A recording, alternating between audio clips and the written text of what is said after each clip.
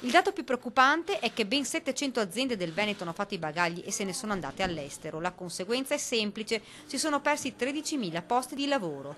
L'obiettivo è di evitare che questo continui ad accadere, ma soprattutto la sfida d'ora in avanti sarà quella di evitare che altre piccole e medie imprese della regione non abbassino definitivamente le serrande. Per questo è stato pensato un nuovo strumento finanziario Tranched Cover che metterà a disposizione un plafond di 127 milioni di euro destinati a coprire le necessità di liquidità delle PMI operanti in tutti i settori economici. Si tratta di garanzie che vengono date alle banche perché possano finanziare le imprese. In pratica si cercherà di salvare quelle aziende in difficoltà che hanno un prodotto ed un mercato ma non hanno più mezzi finanziari.